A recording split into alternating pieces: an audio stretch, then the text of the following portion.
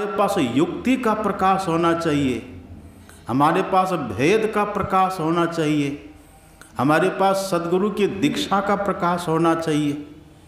ये प्रकाश जब हो भीतर में, दीक्षा का प्रकाश जब हो भीतर में, उसके बाद स्थान का भी चयन करना चाहिए।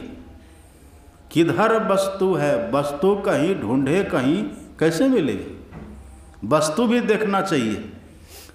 अभी देखते हैं रात में कोई पूजा करते हैं लोग, रात भर सब सोते हैं, खा पी करके सो जाते हैं, रात भर सब सोए रहते हैं, रात में कोई पूजा पाठ नहीं करते। अब फिर जैसे भोर होता, जैसे सूर्योदय होता, सब अपने अपने घरों से निकलते हैं। जिनके पास जो पूजा की सामग्री होती है, धूप दीप नैवेद्य फल फूल मेवा मिष्टान अक्षत आदि लेकर के सब मंदिरों की तरफ दौड़ रहे हैं, सब पूजा पाठ करने के लिए चले जा रहे हैं, सब पुजारी बने चले जा रहे हैं, सबके सब भगवान की खोज में चले जा रहे हैं, उधर सब बढ़े जा रहे हैं। लेकिन रात में कोई नहीं जाते हैं। इतना तो अकल सबको है कि पूजा दिन में होती है, रात में क्यों जाएंगे, रात में तो विश्राम करो। लेकिन लोगों को ये भी पता नहीं है कि महापुरुषों की दृष्टि में रात्रि किसको कहते हैं, महापुरुषों की दृष्टि में अंधकार क्या है, महापुरुषों की दृष्टि में प्रकाश क्या है। सच पूछिए ना, महापुरुषों की दृष्टि में सोना भी अलग है, महापुरुषों की दृष्टि में जगना भी अलग है। अभी आप कहिए जगे हैं कि सोए हैं। अभी जब लोग यहाँ पर बैठ करके सत्संग कर रहे हैं तो जगे हैं कि सोए हुए, क्या कहिएगा, जगे हैं कि सोए हैं? अभी तो सचमुच जगे हुए। देखिए, अब देखिए बाबा बहुत बूढ़े हैं, बहुत पुराने सत्संगी हैं अपने। गिरवा भी देखिए कितना चकाचक पहने हुए हैं, कितना अच्छा पगड़ी बांध करके रखे हैं। लेकिन संतों की बात देखिए क्या कहते हैं। एक संत अपने यहाँ हुए संत दरिया साहब, बहुत उच्च कोटि के महापुरुष। वे कहते वास्तव में सोए कौन है, अब वास्तव में जगे कौन है, इसको भी जानना है। अब महापुरुष यह भी कहते कि वास्तव में रात्रि क्या है, अंधकार क्या है, वास्तव में प्रकाश किसको कहते, दिन किसको कहते, दिवस किसको कहते, हमें किस समय पूजा करनी चाहिए, पूजा करने की सामग्री क्या होनी चाहिए, और कैसी पूजा हमें करनी चाहिए, और क्या करने से मनोजय होगा, क्या करने से चित्त विजय मिलेगी, चित्त पर विजय प्राप्त होगी। इन सब बातों को जानना, इसी को बोलते अध्यात्म विद्या की शिक्षा। ये भौतिक विद्या अलग है, अध्यात्म विद्या अलग है। भगवान ने भौतिक विद्या की बात नहीं की। भगवान कहते हैं अध्यात्म विद्याधिगम साधु संगति रेव च। भगवान कहते चित्त पर विजय प्राप्त करने के लिए अध्यात्म विद्या की शिक्षा चाहिए। भौतिक दृष्टिकोण से, भौतिक विद्या के दृष्टिकोण से अभी हम सब जगे हुए, भौतिक दृष्टि से, संसार की दृष्टि से अभी हम सब जगे हुए। आप ठीक ही बोले कि जगे हुए, लेकिन ये भौतिक दृष्टिकोण से। पर अध्यात्म की दृष्टि से क्या है? अध्यात्म देखिए, संत दरिया साहब कितना बढ़िया कहते हैं। संत दरिया साहब कहते हैं माया मुख जागे सब है। माया मुख, मुख का अर्थ होता है दिशा। मुख मतलब ये मुंह तो होता ही है, मुख का अर्थ होता है दिशा। माया मुख जागे सब है, सो सुता कर जान। यदि हम जगे हैं लेकिन सामने माया है तो समझ लीजिए हम सोए हुए हैं। ये अध्यात्म विद्या है। आँख हमारी खुल गई है, आँख खुली हुई है, सूरज भी उग गया है, हम जग भी गए हैं, लेकिन दिख क्या रही है? माया। तो दरिया साहब कहते माया मुख जागे सब है, यदि हम जगे हैं और सामने माया दिख रही है, अब माया किसको कहते हैं? माया कहते गो गोचर जहाँ लगी मन जाई, सो सब माया जाने हो भाई। आँख से जो दिखे वो माया है, कान से जो हम सुने वो माया है, नाक से जो सूंघे हम वो माया है, हाथ से जो पकड़े हम वो माया है, मुंह से जो बोले सब माया है, जिह्वा से जो ग्रहण करे वो सब माया है, अपनी इंद्रियों से जो भी कुछ ग्रहण होता है, मन से जो संकल्प विकल्प करे वो भी माया है। ये सब के सब माया ही है। तो राम भगवान कहते हैं गो गोचर जहाँ लगी मन जाई, सो सब माया जान हो भाई। अभी देखिए, या तो हम आँख से कुछ देखते थे, रूप दिखाई पड़ता, इधर ये ऐसा दीवार या ऐसी खिड़की किवाड़ गेट वे सब दिख रहा है ना। ये रंग बिरंग के सब आप श्रोता बैठे हुए हैं, ये रंग बिरंग के पंखे लगे हैं, रंग बिरंग का बल्ब जल रहा है, ये रंग बिरंग का दृश्य है। कोई बोल रहा है, कोई सुन रहा है, इन है, कोई रस ले रहा है, कोई सूंघ रहा है, कोई छू रहा है, यही सब हो रहा है। तो ये सब यदि यही ज्ञान हमारे भीतर है तो समझ लीजिए अभी हम सोए हुए। तो आप कहेंगे कि बाबा अभी तो रात्रि है नहीं, तो भले भौतिक दृष्टिकोण से वो रात्रि खत्म हो गई है, लेकिन आध्यात्मिक दृष्टिकोण से, अध्यात्म विद्या के दृष्टिकोण से अभी रात है। इसको कौन सी रात कहते हैं? हाँ, लक्ष्मण जी महाराज का वचन पढ़िए रामायण में, मोह निशा सब सोवनिहारा। अभी जो हम सो रहे हैं ना, ये मोह की रात्रि है, ये मोह रूपी अज्ञानता की रात्रि है। मोह कहते हैं अज्ञानता, और अज्ञानता का अर्थ होता है ब्रह्म ज्ञानहीनता। अज्ञानता का मतलब ब्रह्म ज्ञानहीनता। तो अभी हमारी ज्ञानहीनता है, अभी हमारे भीतर अज्ञानता है। तो अभी जो हम जगे हुए हैं ना, अभी जो कुछ हम देख रहे हैं, सुन रहे हैं, अभी ये जागृत वास्तव ये तो भौतिक दृष्टिकोण से है। इन आध्यात्मिक दृष्टिकोण से हम अभी भी गहरी नींद में सोए हुए, अभी हम सो रहे हैं। लेकिन सो रहे हैं, किस रात्रि में सो रहे हैं? मोह निशा सब सोवनिहारा, मोह के अंधकार में सो रहे। यहाँ पर जगेंगे कौन? कौन जगेंगे यहाँ पर? यहाँ पर लक्ष्मण जी कहते हैं यही जग जामिनी, जग मतलब संसार, जामिनी मतलब रात्रि, अंधकार। तो इस संसार में ये जो अंधकार, ये जो रात्रि है ना, इसमें कौन जगेंगे? इसमें तो सब अभी जग गए, सब मनुष्य जग गए हैं, सब पशु जग गए, सब पक्षी जग गए, सब कीट पतंग जलचर थलचर नभचर सब जग गया है। अभी सब जगे हुए हैं, अंडज पिंडज उष्मज अंकुरज सब जग गया है। ये दिन जैसे हुआ इसमें सब जग गए, ये भौतिक दिवस में ये सब जग गए।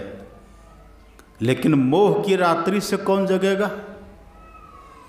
मोह की रात्रि से पशु कभी नहीं जगेगा, पक्षी कभी नहीं जगेगा, जलचर थलचर नभचर कभी नहीं जगेगा। ये मनुष्य के सिवा जो है कोई नहीं जगेगा, सब बस प्रगाढ़ निद्रा में सो रहा है, कोई जगने वाला नहीं है। एकमात्र मनुष्य जगेगा। अब मनुष्य में भी सब मनुष्य नहीं जगेगा। कौन मनुष्य जगेगा?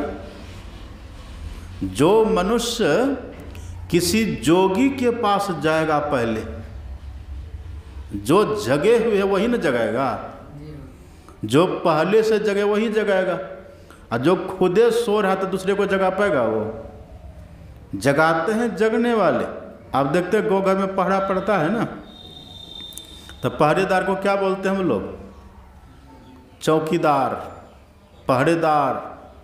तो रात भर जगे रहते, रात भर टॉर्च ले लेगा, एक लाठी ले लेगा, अपना अस्त्र शस्त्र लेकर के रात भर जगे रहते, पूरा सुसज्जित होकर के, व्यवस्थित होकर के, अपना सब कुछ ले करके रात भर सतर्क सावधान होकर के जगे रहते हैं, तब न सोने वाले को जगाते हैं।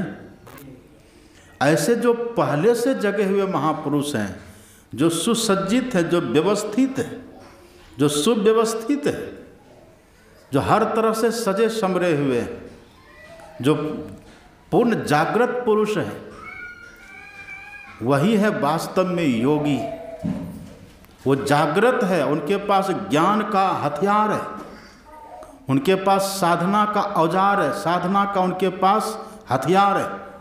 वो हर तरह से लेस होकर के और तब पूरे संसार के सब सोने वाले को जगाते हैं। तो ये मोह की रात्रि है ना, तब वो जगते हैं। तो यही जग जामिनी जागहि जोगी। जोगी किसको कहते हैं? जो जोग करेंगे वही ना जगेंगे। जोग करने वाले जगते हैं। और जब हम जगेंगे ना, तब असली पूजा हमारी शुरू होगी। जैसा अभी इस संसार में लोग रात भर सोते हैं, रात भर सोते हैं, और जैसे दिन होता, जैसे सूर्योदय होता, सब अपना अपना फूल डलिया लेकर के, सब प्रसाद फल फूल लेकर के दौड़ते हैं मंदिर की तरफ पूजा करने के लिए। रात्रि में कोई जाते हैं पूजा करने के लिए? नहीं जाते हैं। और यदि जाते हैं तब रात्रि में भी पूजा करते हैं। कौन करते हैं? रात्रि में चलने वाले को क्या कहते हैं? देखते हैं ना आप, जहाँ जहाँ देखिए, जहाँ जहाँ आपको मंदिर दिखेगा ना, रात्रि में सभी मंदिर का पट बंद हो जाता है। ये विधान है। खिला पिला के भगवान को जितने मंदिर जाके घूमिए हरिद्वार में, उसका समय निश्चित है। जैसे समय होगा बस सब मंदिर का पट बंद हो जाएगा। रात भर पट बंद रहता है। खुलता है पट? रात में पट नहीं खुलता है। और किसी किसी मंदिर का इतना सख्त नियम है ना, प्रधानमंत्री आ जाए तब भी वो नहीं खोलेगा, क्योंकि उसका नियम, वो कहते हैं कि भगवान से बड़े कौन हैं। जब भगवान अभी सो रहे हैं तो आप प्रतीक्षा करिए, जब जगेंगे तब पट खुलेगा, ऐसा लोग कहते हैं कि नहीं। भगवान से बड़े आप प्रधानमंत्री थोड़े न हैं। अब देखिए, छोटा सा मंदिर है, लेकिन उसमें हमने भगवान की कल्पना करी है। भगवान भीतर सो रहे हैं। हम रात में नहीं खोलेंगे। प्रधानमंत्री आ जाए तब भी नहीं खोलेंगे, राष्ट्रपति आ जाएगा तब भी नहीं खोलेंगे। क्यों नहीं खोलेंगे? नहीं खोलने के मूल में हमारा भाव बस यही है। हम यही कहते कि भगवान अभी विश्राम कर रहे हैं, भगवान अभी शयन कर रहे हैं। जब तक भगवान जग न जाए तब तक हम पट नहीं खोलेंगे, ऐसा लोग कहते हैं कि नहीं। तब तक वो पट नहीं खोलते। और जैसे दिन होता है, सूर्योदय होता है, रात्रि बीत जाती है, तब लोग मंदिर के पट को खोल देते, तब पूजा करने के लिए जाते हैं कि नहीं। इसी तरह से संत महापुरुष कहते हैं, अभी जो हम लोग हैं ना, अभी घोर मोह के रात्रि में सो रहे, सोए पड़े। तो जैसे इस रात्रि में पूजा लोग नहीं करते हैं, फल फूल चढ़ाना वर्जित होता है। अब कोई व्यक्ति सो रहा है और जाकर वहाँ फल चढ़ा दिए तो खाएंगे? वो फल ग्रहण करेगा? नहीं करते। ठीक इसी तरह से साधु महापुरुष लोग कहते हैं, जब तक हम घोर अंधकार में है ना, हम भले पूजा करें, हम भले फल फूल चढ़ावें, लेकिन उसमें बहुत तरह का दोष है। जैसे रात्रि में फल फूल चढ़ाना, पूजा करना सदोष है, दोष युक्त है।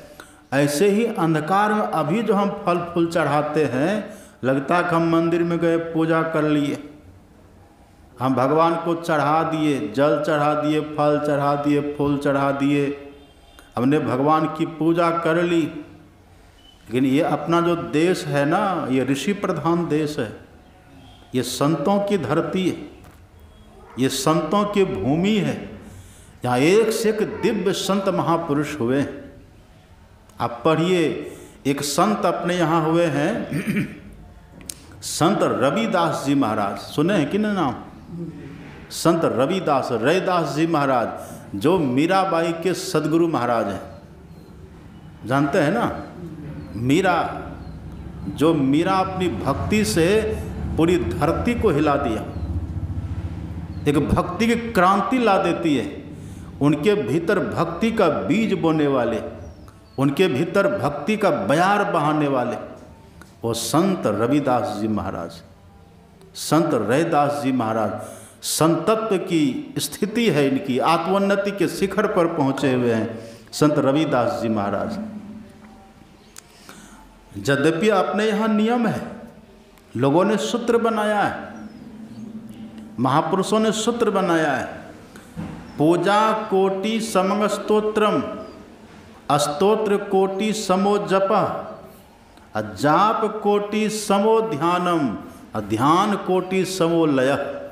ये सूत्र अपने यहाँ बना हुआ है कि जो हम अभी पूजा करते हैं ना, मंदिरों में जाकर के पूजा करते हैं, या फिर घर में भी भगवान की मूर्ति या फिर भगवान का फोटो लगा करके जो हम पूजा करते हैं ना, फल फूल चढ़ा करके, अगरबत्ती धूप दीप नैवेद्य दिखा करके, ये जो पूजा करते हैं, इस पूजा से करोड़ गुना ज़्यादा फल होता है स्तुति प्रार्थना करने से। पूजा कोटि समं स्तोत्रम, स्तुति प्रार्थना करने से होता है।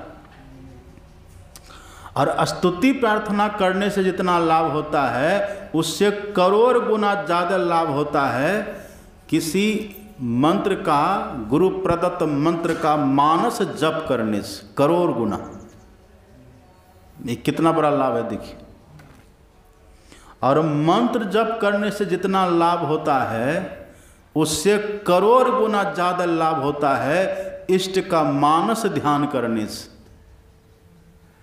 और मानस ध्यान करने से जितना लाभ होता है, उससे करोड़ गुना ज़्यादा लाभ होता है ध्यान करने से। मानस ध्यान अलग है और ध्यान अलग है। तो यहाँ पर देखिए, अभी सुने ना आप पाठ में भगवान क्या कहते हैं? भगवान कहते चित्ते काग्र्याद्यतो ज्ञान मुक्तं समुपजायते तत्साधनम अथ ध्यानम यथा उदुपदिश्यते। भगवान कहते हे हनुमान, जिससे मुक्ति मिलेगी और जिससे मेरी पहचान होगी, जिससे मेरा ज्ञान मिलेगा ना, वो चित्त की एकाग्रता है, वो मन की एकाग्रता है, कंसंट्रेशन ऑफ माइंड, इसी को बोलते हैं महापुरुष। चित्त की एकाग्रता, मन की एकाग्रता, यही हो जाने से भगवान कहते हैं वो ज्ञान मिलेगा जिससे मेरी पहचान होगी और मुक्ति मिलेगी। इसका साधन क्या है? तो भगवान कहते ध्यान। इससे क्या होगा? ये ध्यान करने से होगा क्या? इससे जागरण होता है, हम जगते हैं, मोह निसास हम जगते हैं। जैसे इस अंधकार में जग करके हम सबसे परिचित होते हैं ना, ऐसे मोह के अंधकार से जगने के बाद हमें ईश्वर से परिचय मिलता है, हम उधर जग जाते हैं। तो ये तो क्रम है ना, ये भगवान ने क्रम बतलाया। तो पूजा की प्रधानता है, लेकिन अपने यहाँ देखिए, जैसे रात्रि का पूजन सदोष माना गया है।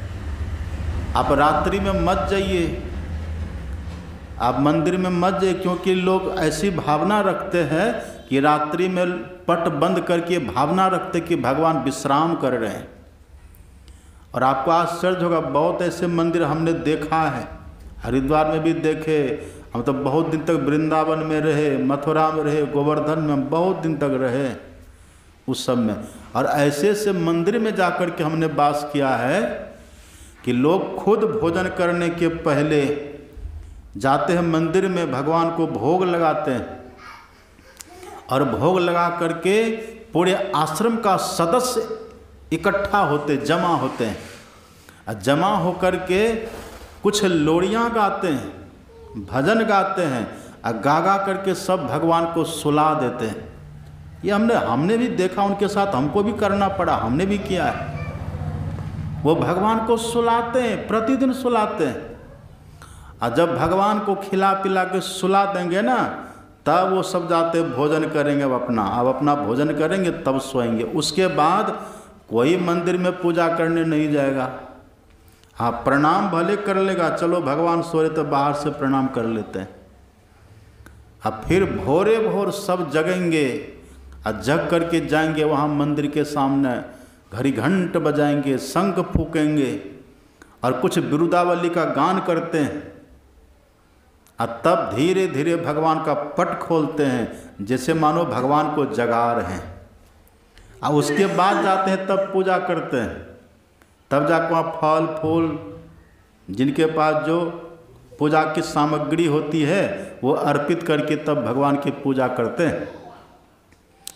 ऐसे अपने यहाँ के संत महापुरुष कहते हैं कि जब तक अपने भीतर घोर अंधकार है ना, तो ये अंधकार में, जब इस अंधकार में आप पूजा नहीं करते हैं, फल फूल नहीं चढ़ाते हैं भगवान को, तो ये जो मोह निशा में जो सो रहे हैं, जो अध्यात्म विद्या कहती है, इस घोर अंधकार में फल फूल चढ़ाइएगा तो भगवान स्वीकार करेंगे?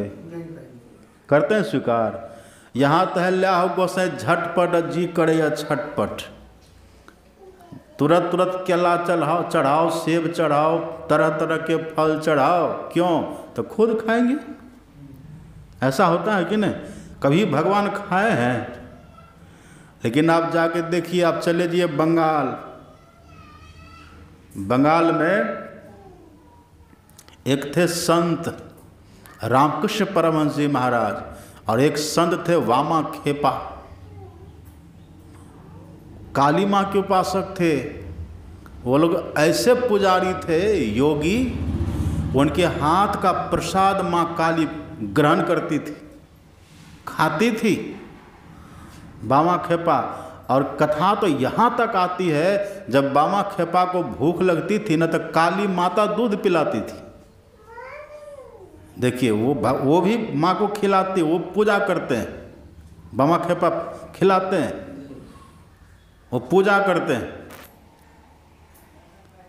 और अपने देश में तो बहुत तरह की, कई तरह की घटनाएं घटी हैं, घटती रहते अपने देश में घटनाएं घटती है कि नहीं?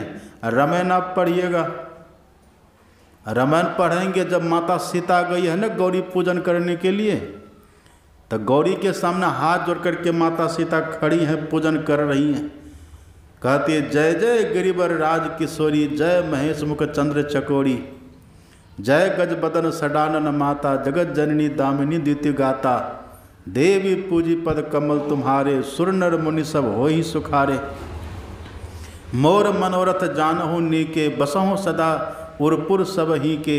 हे माता, आप मेरे मनोरथ को जानती हो, आपकी पूजा करके तो सभी देवी देवता सुखी होते हैं, आप सबका मनोरथ पूर्ण करती हो, आप कृपा करिए, मेरे मनोरथ को जान करके आप मेरा भी मनोरथ पूर्ण करिए। तो वहाँ घटना क्या घटी है?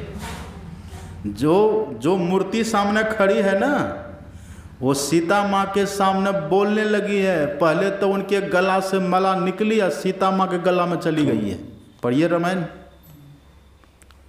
तब वो मूर्ति बोलती है, मनु जाहि राचौ मिलहि सोबर, सहज सुंदर सांवरो।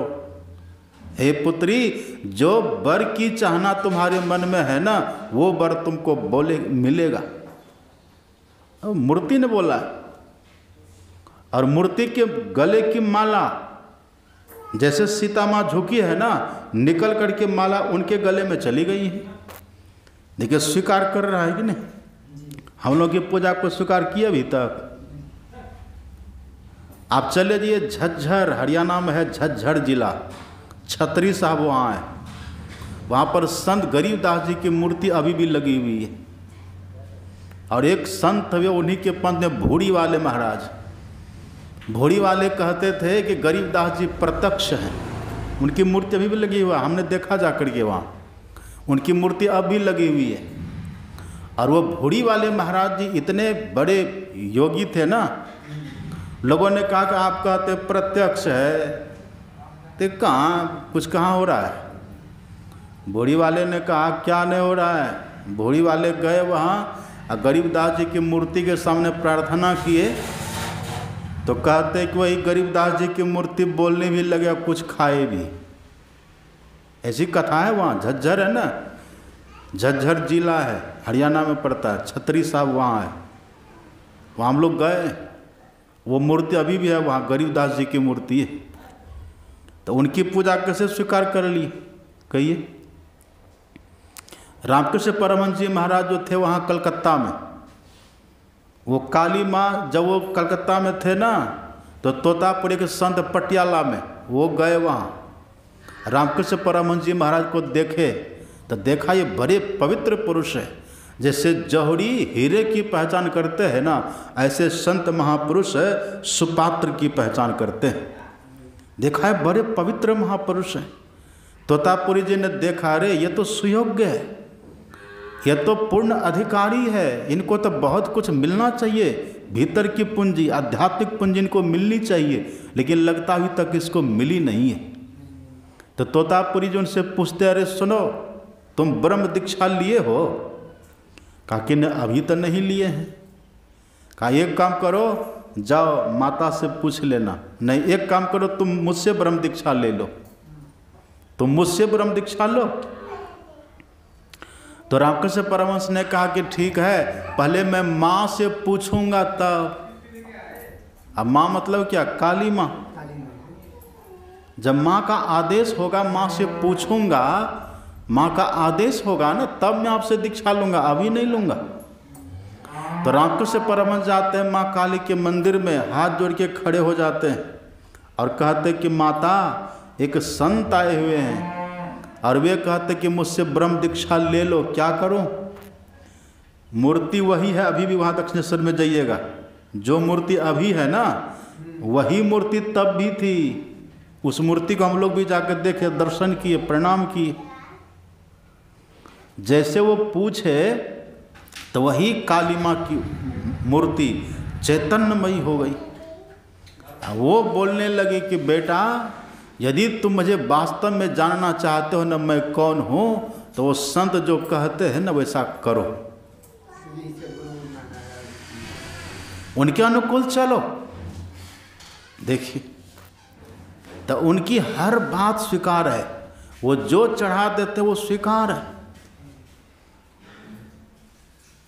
अब सोचिए आप, राम भगवान थे ना, राम भगवान, भगवान श्री राम भगवान है। और सबरी माता कैसी है? सबरी माता जाति से भिलनी और देखने में काली कलूटी। और राम तो भगवान जो है वो तो है ही है, साथ साथ वो राजकुमार हैं। और कैसे राजा के बेटा हैं? सुरपति बसई बाहुबल जाके, नरपति रही सकल रुख ताके, शूल कुल सस अंग बनिहारे, ते रतिनाथ सुमन सर मारे। ऐसे थे दशरथ जी महाराज। दशरथ धन देखी धनद लजाई। दशरथ जी महाराज के धन को देख करके कुबेर भी लजाता था। उनके सुपुत्र हैं, उनके आत्मज हैं भगवान श्री राम,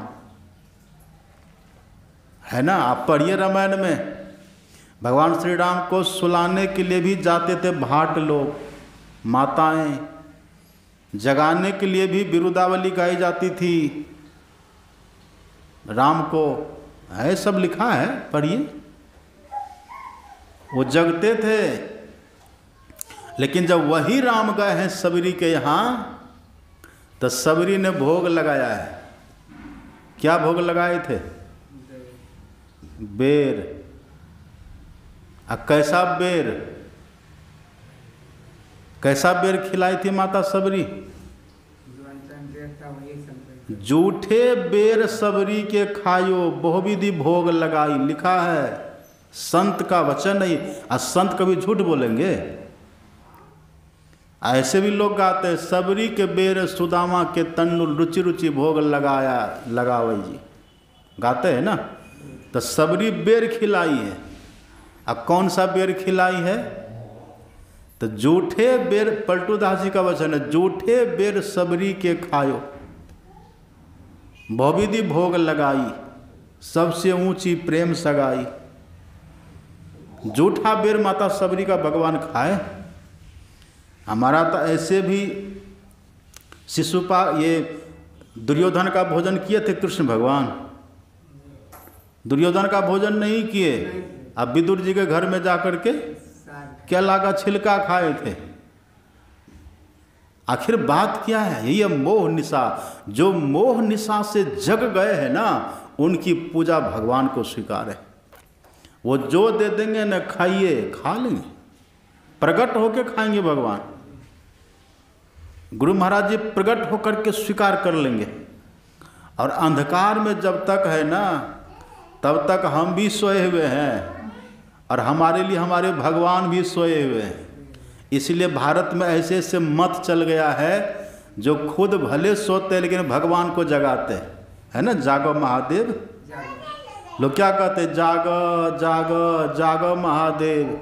तो ठीक ही कहते हैं, क्योंकि खुद भी सो रहे हैं और खुद सोने वाले के भगवान भी सोए ही रहते हैं। मोह निशा में है ना, सब सोए रहते हैं। एक बात तो ये है। दूसरी बात, पूजा में और क्या दोष है? वो रविदास जी महाराज देखिए, जो मीराबाई के गुरु हैं, जो मीरा पूरी धरती पर भक्ति की क्रांति ला दिए। जो मीरा विष का प्याला पी जाती है पर कुछ नहीं होता है। जैसे मीरा को डसवाने के लिए जहरीला सांप भेज देता है उनका देवर राणा, लेकिन वो जहरीला सांप भी जहाँ वजयंती की माला बन जाता है, वो मीरा है। अब वो जिनकी शिष्या है वो कौन है? संत रविदास जी महाराज जूता गांठते हैं। एक बार तो मीरा ने कहा कि गुरुदेव, मैं आपकी शिष्या और मैं महारानी, और आप मेरे गुरुदेव होकर के टूटी मरैया में रहते हैं, जूता गांठते हैं। आप कृपा करिए और अच्छा सा मखान बना लीजिए और उसी में आप रहिएगा। पता क्या जवाब दिए थे रविदास जी? रविदास जी ने कहा था कि मीरा, मेरे पास जो है वही रहेगा, तुमको आना है तो आओ, नहीं तो अपने घर में रहो। ये है संत की स्थिति। तुमको यदि मेरे पास आने में कोई दुर्भाव न हो, मेरे पास आने में तुम्हें कोई विघ्न बाधा न हो, ओछापन महसूस न हो, तो आओ। और नहीं आने का है तो हम ऐसे ही रहेंगे, तुम भले अपने घर में ही रहो, हमको ज़रूरत नहीं है। ये रविदास जी महाराज। ये रविदास जी कैसे थे? रविदास जी कहते ठीक है, पूजा की महिमा है, पूजा करने से लाभ होता है, लेकिन अभी हम पूजा करें कैसे? राम में पूजा कहाँ चढ़ाऊं, अब फल अरूप फूल अनुप नहीं पाऊं। हे राम, हे प्रभु, मैं अभी आपकी पूजा कैसे करूंगा? क्योंकि फल फूल जैसा आपको चाहिए ना, वैसा अभी हमारे पास है ही नहीं है। कहा कैसे नहीं है, क्यों नहीं है? कहा देखो ना, दुनिया के जो लोग हैं ना, वो क्या करते हैं? दुनिया के लोग दूध चढ़ाते हैं, दूध घर में लाते हैं, कहते देखना कोई चाय मत पी लेना दूध से, पहले भगवान को चढ़ाएंगे। कोई चाय मत बना करके पी लेना, कोई दूध खा मत लेना, कोई दूध पी मत लेना, या किसी बच्चे को दूध मत दे देना, दूध जूठा हो जाएगा। हम पहले भगवान को अर्पित कर लेंगे, उसके बाद जिसको लेना होगा लेना, ऐसा लोग कहते हैं ना। लेकिन रविदास जी कहते अरे लोगों, अब क्या जूठा, वो तो जूठे ही तुम निकाले हो। थन पर दूध सो बछरू जुठारो, उसको तो पहले बछरू जुठा कर दिया है, अब वो कैसे चढ़ाओगे? थन पर दूध सो बछरू जुठारो, तो कहा छोड़िए, तब दूध को छोड़ ही दीजिए, गंगा जल चढ़ाइए, जल चढ़ाइए भगवान को। तो रविदास जी कहते अरे जल तुम क्या चढ़ाओगे? जल को तो जल मीन, मीन मछली, पानी को तो मछली पहले खराब कर दिया है, जूठे ही नहीं कर दिया। मछली पानी में ही खाती है, अब पानी में ही विष्ठा त्याग करती है, पानी में ही पेशाब करती है। पेशाब करती है कि नहीं मछली? पानी में ही पेशाब करती है, पानी में ही विष्ठा का त्याग करती है, पानी में उसके मुंह से फेन निकलता है। ये सब तो मछली ने पहले उस पानी को खराब कर दिया है, तो पानी हम कैसे चढ़ाएंगे? देखिए, यदि बोलो चंदन चढ़ा दीजिए, तो चंदन व्यधियो भुजंगा, सांप ने उसको पहले से भेदन करके विष अमृत दो एक संगा कर दिया है, हम कैसे चढ़ाएंगे? इसलिए यहाँ जो एक क्रम जो बतलाया गया ना, भगवान कहते हनुमान सीधा बैठो, ध्यान करो, पचरा में मत पड़ो। भगवान कहते मेरे द्वारा बताई गई युक्ति को छोड़ करके तब जो ये बाहरी में लगे रहेंगे, तो देखिए दोष कितना सदोष है कि नहीं ये सब। लेकिन इसलिए बैठो। तो रविदास जी से कहा कि महाराज जी, तब ये जो पूजा की जो पद्धति, पूजा की जो प्रथा है, पूजा पाठ करने की जो प्रथा है महाराज, तो फिर ये क्या है? ये व्यर्थ है क्या? कहा व्यर्थ नहीं है। कहा कैसे? एक तरफ तो आप कहते हैं फूल पुष्प भवर जल मीन बिगारो, थन पर दूध सो बछरू जुठारो, चंदन तरु व्यधियो भुजंगा, विष अमृत दो एक संगा। तो सब में आप दोषी दिखला रहे हैं। अब फिर आप पूजा भी की भी बात करते हैं, तो ये पूजा कैसे होगी? कहा कि होगी, लेकिन ऐसे पूजा मत करो। यदि भगवान की पूजा ही करनी है ना, देखिए आप जानते ना, रविदास जी महाराज की पूजा माँ गंगा ने स्वीकार किया है। ये कथा प्रसिद्ध है कि नहीं? ब्राह्मण देवता जा रहे थे गंगा माँ की पूजा करने के लिए, एक चौबन्नी दिए, बोले कि जाओ गंगा माँ को चढ़ा देना मेरी तरफ से भी। जानते ना कहानी? अब गए तो पंडित जी पहले क्या क्या कितना कितना सब कुछ चढ़ाए, अर्पित किए गंगा माँ को। गंगा माँ प्रकट नहीं हुई, चल दिए वहाँ से। रास्ते में याद करे रविदास ने कुछ दिया था चढ़ाने के लिए, हम तो भूल ही गए। लौट करके गए हैं, वही जो रविदास जी जो भी कुछ दिए थे वो गंगा में चढ़ा करके अर्पित करके कहते हैं कि हे गंगा मैया, ये संत रविदास का दिया हुआ है, स्वीकार करिए। अब जैसे गंगा में डाले, तुरंत गंगा के बीच से एक हाथ निकलता है बाहर। हाथ में सोना का कंगन है। आवाज़ आती है कि ये कंगन लीजिए, मेरे प्यारे रैदास जी को ये कंगन इसे पूजा के बदले दे दीजिएगा। अब वो पूजा के तो स्वीकार नहीं हुआ, कुछ नहीं हुआ। ये देखिए रविदास जी ने जो भेजा है ना, उसके बदले कंगन मिला है कि नहीं रविदास जी को? तो रविदास जी को जब गया देने के लिए कंगन, तो कहा हम लेके क्या करेंगे कंगन, ये सोना चांदी हमको ज़रूरत नहीं है। तो सुनते हुए राजा को दे दिए। और राजा को जब मिला तो राजा तो लोभी था, कहा कि इतना सुंदर कंगन, वो किसी सोनार का बनाया हुआ नहीं था, वो तो गंगा माँ की दिव्यता से प्रकट हुआ था। वो तो गंगा माँ की कृपा प्रसाद था वो। अब वो जैसे प्रकट हुआ, देखा वो कंगन गंगा माँ का दिया हुआ, राजा देख करके भौचक्का है। इतना सुंदर कंगन, इतना बढ़िया, इतना लुभावना, ऐसा तो कहीं मिलता नहीं संसार में। तो पंडित जी से पूछा कहाँ मिला ये कंगन? तो कहा कि महाराज ये तो रविदास जी के साथ ऐसे ऐसे घटना घटी, हमको दिया था कुछ चढ़ाने के लिए माँ गंगा को, चढ़ाया हमने तो ये मिला वही कंगन है। कहा बुलाओ रविदास को। बुलाया रविदास को, कहा कि ये कंगन तुमको मिला है तो इसका जोड़ा लगाओ। कहा लगाइए जोड़ा, लगाइए, जाइए गंगा माँ से मांगिए। तो अब मिलेगा? नहीं मिला। तो राजा ने कहा कि अब तुम ही को पूरा इसका जोड़ा लगाना होगा, चाहे तुम जैसे करो। तो रविदास ने कहा कि ठीक है, यदि आप ऐसा कहते तो चलिए हम जोड़ा लगाते हैं। तो कहा जाओ गंगा किनारे।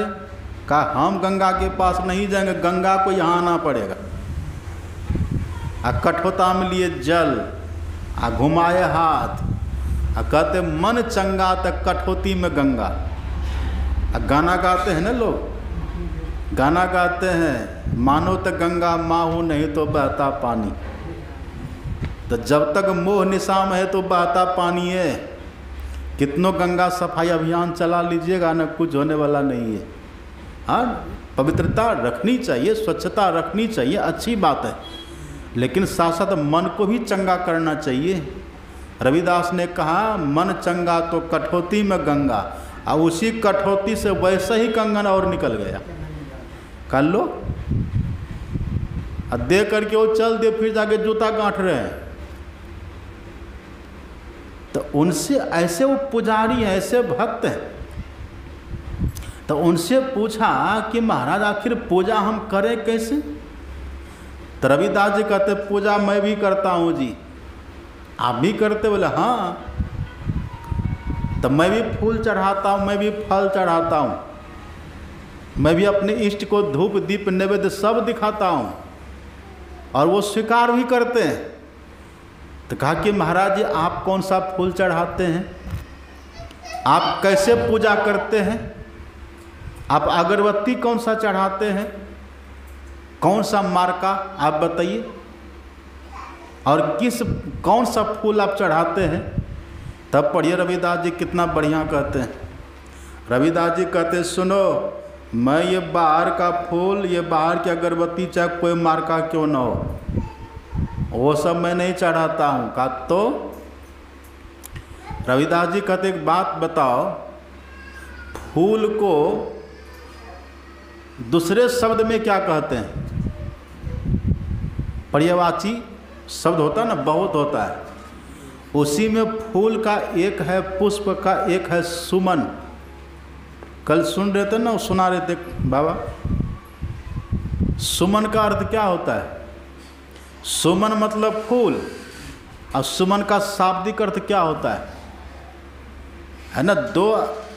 वो दो शब्द का मेल है। सु प्लस मन बराबर सुमन। और सु का अर्थ क्या हुआ? सु मतलब सुंदर मन, और सुंदर का मतलब निर्मल, चंगा, पवित्र। तो रविदास जी कहते हैं मैं मन का ही फूल चढ़ाता हूँ, मन ही पूजा, मन ही धूप, और मन ही सेव सहज स्वरूप। मैं मन से ही पूजा करता हूँ, मन का ही पुष्प चढ़ाता हूँ, मन का ही धूप चढ़ाता हूँ। सुमन, सुंदर मन, पवित्र मन।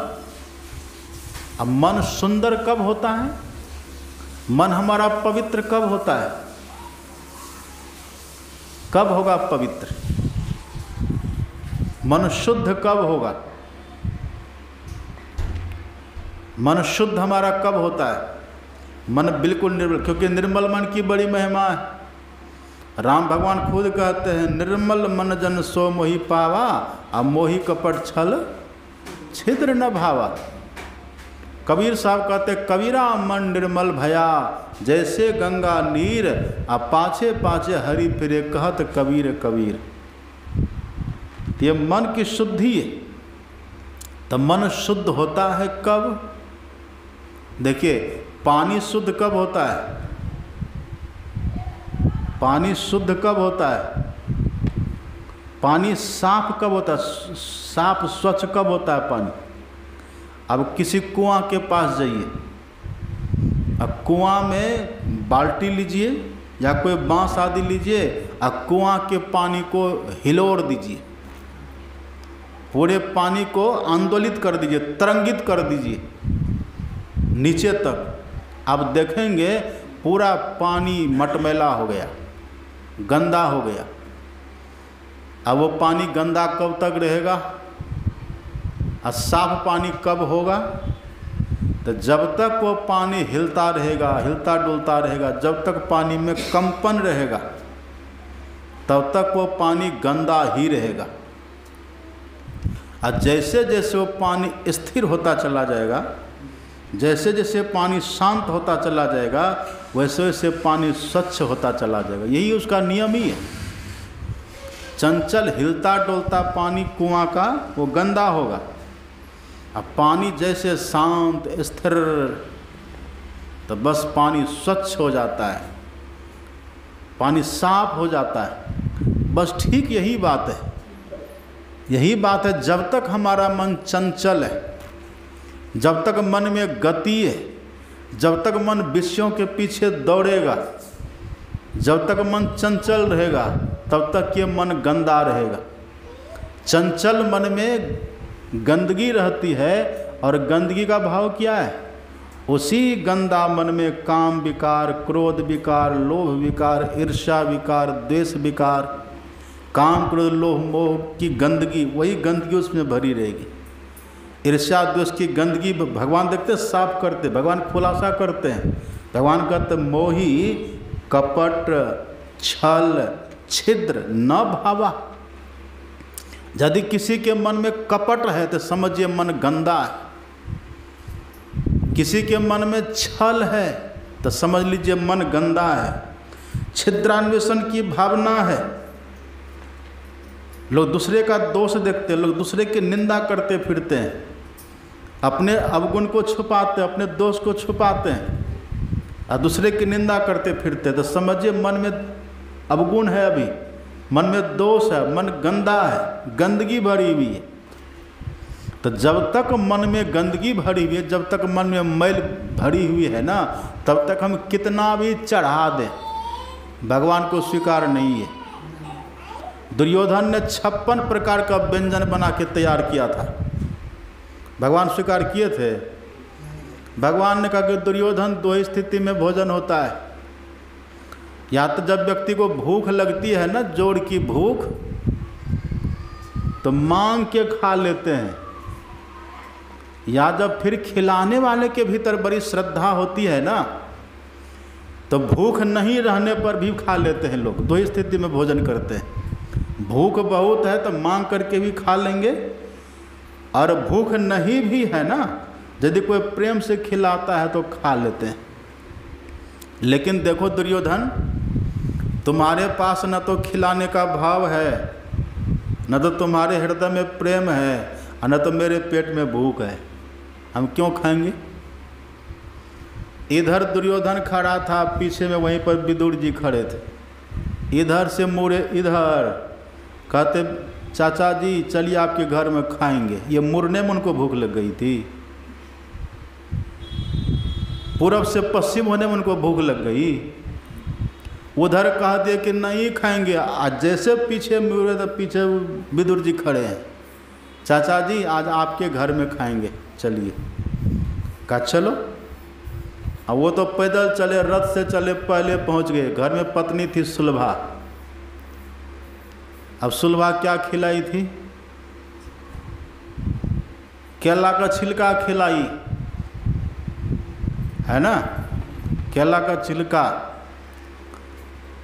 तो वो भगवान खा लिए, प्रेम से भगवान ने खा लिया। भूख लगी, अब वो भूख कहाँ से आ गई भगवान को? अभी तो कह रहे थे हमको भूख नहीं, अभी हम खाएंगे नहीं, भगवान कह रहे थे। लेकिन जब ये स्थिति आई तो कैसे खा लिए? उनका मन शुद्ध है, उनका मन पवित्र है, इसलिए वो जो भी देंगे स्वीकार है। इधर जो मन में गंदगी है ना, मन में जो विकार है, भगवान कहते मोही कपट छल छिद्र न भावा। चाहे 56 प्रकार खिला दो, और चाहे सोना का गुंबद लगा दो, हीरा का कुंडल पहना दो। अब आप जाके देखिए, ऐसे ऐसे मंदिर में हमने देखा है, हम ऐसे ऐसे मूर्ति को देखे हैं जिनके कान में हीरा का आभूषण है। मंदिर में हम देखे हैं, हम ऐसे ऐसे मूर्ति देखे हैं जहाँ भगवान के नाक में हीरा की नथनी पहनी हुई है। अब देखिए,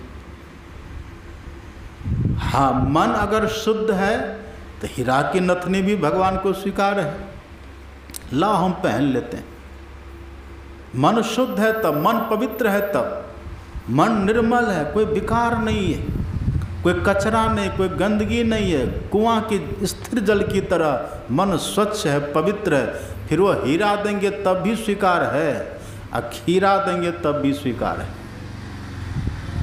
वो गुदरी देंगे तब भी स्वीकार है, और एक से एक सुंदर से सुंदर वस्त्र पहनेंगे वो भी स्वीकार है, सब स्वीकार है। ये स्थिति तो यहाँ चाहिए ना, पात्रता तो यहाँ चाहिए, योग्यता तो यहाँ चाहिए। तो मन शुद्ध, हमारी एक ही स्थिति में हमारा मन शुद्ध होता है जब मन हमारा शांत हो जाए, जब मन हमारा स्थिर हो जाए। जैसे कुआं का पानी जब स्थिर होता है ना, तब वो साफ हो जाता है, स्वच्छ हो जाता है। ऐसे मन जब हमारा शांत हो जाए, मन हमारा स्थिर हो जाए ना, तब मन स्वच्छ हो जाता, पवित्र हो जाता है। तब मन स्थिर कैसे होगा, मन शांत कैसे होगा? अभी मन स्थिर है, अभी है स्थिर मन, अभी तो मन इतना चंचल है। कबीर साहब कहते हैं, जेते लहरी समुद्र के तेती मन की दौड़। अब समुद्र के किनारे जाकर खड़ा होइए ना, देखिए समुद्र में कितना तरंग उठता रहता है, कितना ढेब वहाँ उठता रहता है। आइए महाराज जी,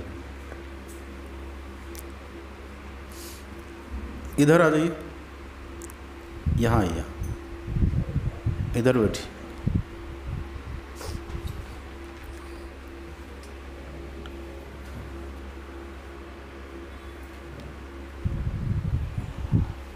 आइए इधर बैठना, नहीं यहाँ पे, अरे बैठिए इधर, आइए ना यहाँ। अच्छा, प्रणाम। सामने बैठने कुछ और आनंद है। देखिए कबीर साहब कितना बढ़िया कहते हैं, जेती लहरी समुद्र की तेती मन की दौड़। और समुद्र में कितनी तरंगें उठती है, उसका कोई सीमा है? छन छन पल पल वहाँ तरंगें उठती रहती, लहर ढेब वहाँ आता रहता है। इसी तरह से मन में कितने तरंग हैं, मन में कितनी बेचैनी है, मन में कितनी चंचलता है, ये कहना बड़ा कठिन है। और मन की चंचलता के सामने तो अर्जुन भी हार गया। अर्जुन को भगवान ने कहा कि अर्जुन बैठो और थोड़ी देर तक ध्यान करो। आज जो अर्जुन ये घोषणा करने वाला था ना कि यदि मैं चाह लूँ ना तो एक बाण से 18 अक्षौहिणी सेना का संहार कर सकता हूँ। गुरु द्रोण ने तो कहा था कि 3 दिन में इस महाभारत के संग्राम को मैं विश्राम दे सकता हूँ। अब पितामह भीष्म ने कहा कि 1 दिन में विश्राम दे सकता हूँ। और अर्जुन ने कहा छुओ नहीं दूजो बाण, एक बाण में हम 18 अक्षौहिणी सेना का संहार कर सकते हैं। और उसी अर्जुन को जब बोले थोड़ा बैठो, मन को थोड़ा स्थिर करो, मन को बस करो, भगवान ने कहा, गीता में लिखा हुआ है, भगवान कहते शुचो देशे प्रतिष्ठाप्य स्थिर मासन मात्मनः नातु श्रीतंग नाति नीचंग चैला जिन कुशोत्तरम समं काय शिरो ग्रीवम धार्यन नचलम स्थिर संप्रेक्ष नासिकाग्रम स्वम दिशस्सा नवलोकयन। हे अर्जुन, पवित्र स्थान में जाओ और आसनी बिछाओ, धरकर मस्तक को सीधा करके बैठो और नासाग्र में ध्यान करो, वहाँ पर मन को स्थिर करो। अर्जुन ने क्या कहा? चंचलम ही मनः कृष्ण परमार्थी बलवद दृढ़म तस्याहम निग्रहम मन्ये वायुरिव सुदुष्करम। हे श्री कृष्ण, जैसे हवा को मुट्ठी में पकड़ना कठिन है ना, ऐसे से मन को बस में करना कठिन है। और नहीं किया ध्यान, यद्यपि भगवान ने पहले उसका समर्थन भी किया है, असंशय महाबाहो मनोदुर्निग्रहम चलम, लेकिन अभ्यास न तो वैराग्य, अभ्यास न तो वैराग्य न च गृह्यते। हे अर्जुन, मैं मानता हूँ कि मन बड़ा चंचल है, मन को बस में करना कठिन है, लेकिन यदि कोई बारंबार अभ्यास करे बैरागी बन करके तो मन बस में हो जाएगा। पर अर्जुन ने नहीं किया। समझ भी मन हम लोगों का कैसा है। वही भगवान राम कहते हैं, विमूढ़ा कर्तुम उद्युक्ता ये हठा चित सोजम ते निबंधन्ति नागेंद्र मुन्मत्तम विस्तंतु भी।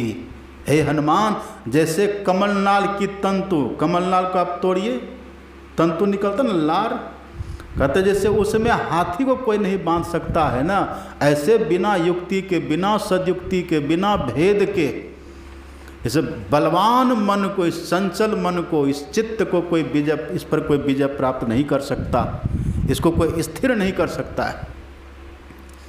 इसको बस में करने का, इस मन को स्थिर करने का साधन क्या है, तरीका क्या है, ढंग क्या है?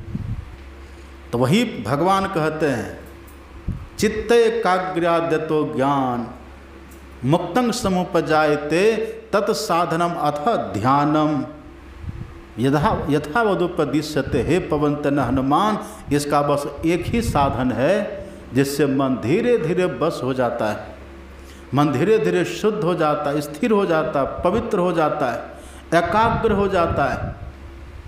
और तत्साधनम अथ, उसका साधन है ध्यानम, ध्यान, ध्यान ही साधन है उसका। अब ध्यान क्या है? तो महापुरुषों ने कहा ध्यान 3 प्रकार का होता है। 3 प्रकार से जो ध्यान करते हैं उनका मन बिल्कुल पवित्र हो जाता है। भले तुरंत नहीं हो, शीघ्र नहीं हो, क्योंकि वैसी पात्रता नहीं है, वैसी योग्यता नहीं है, उतनी साधना नहीं, उतनी मेहनत नहीं है, पर अगर फिर भी थोड़ा थोड़ा भी करे ना, तो धीरे धीरे ये 3 प्रकार का ध्यान करने से मन शुद्ध हो जाता है। ये कौन सा ध्यान है?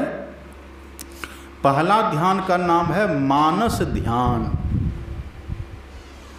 दूसरा ध्यान का नाम है बिंदु ध्यान, और तीसरा ध्यान का नाम है नाद ध्यान।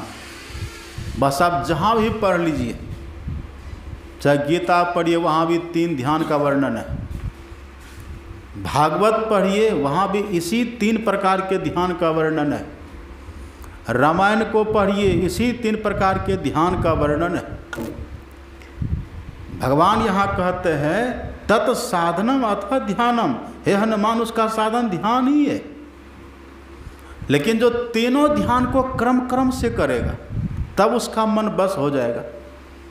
तो पहला ध्यान क्या है? पहला ध्यान है, उसको कहते हैं मानस ध्यान। अब मानस ध्यान को मानस पूजा भी कहते हैं, एक ही बात है। मानस ध्यान कहिए तब भी वही बात, अब मानस पूजा कहिए तब भी वही बात। आप पढ़िएगा रामायण में, माता पार्वती ने प्रश्न किया है कि भगवान शिव से प्रश्न किया है कि भगवान, ये पूजा पाठ करते करते तो कितना मनुष्य भी फेल हो जाता है, कितना मनुष्य असफल हो जाता है, लेकिन ये कौवा काग भुसुंडी कैसे सफल हो गए, वो कैसे पास हो गए? ये कैसे हुआ आखिर? श्री कृष्ण भगवान गीता में कहते हैं, मनुष्या नाम सहस्रेषु कश्चित यतति सिद्धये यतताम अपि सिद्धा नाम कश्चिन व्यक्ति माम तत्वतः। ऐसे है कुछ। भगवान कहते हैं हजारों मनुष्य अभ्यास करते हैं, लेकिन हजारों में कोई एक सफल होता है, सब सफल नहीं होते, कोई कोई बिरले ही सफल होते हैं। बिरला समुझी परे यही गलियन, कोई बिरला सफल हो पाते। अब माता पार्वती कहती हैं, धर्मशील कोटिक महु को करोड़ों धर्मात्मा में विषय विमुख विरागरत हो। आ कोटि विरक्त मद श्रुति कही सम्यक ज्ञान सकृत जगले। बड़ा वर्णन किया माता पार्वती ने। प्रभु, इतनी इतनी बड़ी बड़ी बातें हैं, करोड़ों करोड़ों की बातें हैं, मनुष्य सफल नहीं हो पाते हैं, काग भुसुंडी कैसे सफल हो गए? तब भगवान शंकर ने कहा कि देवी, वो इसीलिए सफल हो गए क्योंकि उन्होंने 4 काम किया था। काग भुसुंडी 4 काम किए थे। क्या सब किए थे? जाप यज्ञ पा कर तर करई, आम छाह कर मानस पूजा, अब पीपल तरुतर ध्यान सो धरई, अब बटतर का हरि कथा प्रसंग है। 4 काम किए थे। इसी 4 काम में एक काम है आम छाह कर मानस पूजा, इसी को बोलते मानस ध्यान। शुरुआत वहीं से काकभुसुंडी जी एक मंत्र का जप करते थे, वही जाप यज्ञ हो गया। और बट वृक्ष के नीचे बैठ कर के वो सत्संग करते तो कथा हो गई। और मानस पूजा करते थे आम पेड़ के नीचे बैठ कर के। अब पीपल तरुतर ध्यान सो करे, ध्यान करते थे पीपल पेड़ के नीचा। इसका मतलब ये हुआ मानस ध्यान अलग है और ध्यान अलग है। तो मानस ध्यान का अर्थ होता है जो हमारे इष्ट है ना, अपने इष्ट का हम दर्शन करें, भीतर में ख्याल में दर्शन करें, वो मानस ध्यान है। और ध्यान का अर्थ होता है, ध्यान कहते हैं बिंदु ध्यान और नाद ध्यान। इसी को मैंने कल पूरा विस्तार से कहा था। न ध्यानम ध्यान मिथ्याहुर ध्यानम शून्य गतम मनः तस्य ध्यान प्रसादेन सौख्यम मोक्षम न संशय। ध्यान को ध्यान नहीं कहते हैं, शून्यगत मन को ध्यान कहते हैं। अब शून्यगत मन कहिए या फिर बिंदुगत मन कहिए, एक ही बात है, एक ही बात है। इसी बात को हमारे सदगुरु महाराज जी कितना साफ करके समझाते हैं। सदगुरु महाराज जी लिखते पदावली में, रोज हम लोग गाते हैं, रटा दिए हैं गुरु महाराज जी, रोज हम लोग गाते हैं, बिंदु ध्यान विधि नाद ध्यान विधि सरल सरल जग में प्रचारी। ये 2 ध्यान की बात है ना। और दूसरी जगह हम लोग रोज गाते हैं, गुरु जाप मानस ध्यान मानस कीजिए दृढ़ साध कर, इनका प्रथम अभ्यास कर श्रुति शुद्ध करना चाहिए। और उसके बाद कर दृष्टि और ध्वनि योग साधन ये हटाना चाहिए। तो कर दृष्टि और ध्वनि योग, न दृष्टि योग और ध्वनि योग। बिंदु ध्यान को ही कहते हैं दृष्टि योग, और नाद ध्यान को ही कहते हैं बिंदु कर दृष्टि और ध्वनि ध्वनि योग। नाद ध्यान को ही कहते हैं ध्वनि योग। तो बस जहाँ भी देखेंगे 3 प्रकार का ही ध्यान है। अब तीनों प्रकार के ध्यान को हम कैसे करें और कब करें, कितनी देर करें, इसका भी पूर्ण खुलासा महापुरुषों ने किया है। आइए महाराज आगे आ जाइए। अच्छा, ये भी ध्यान हम कैसे करें, इसका भी खुलासा महापुरुषों ने किया है।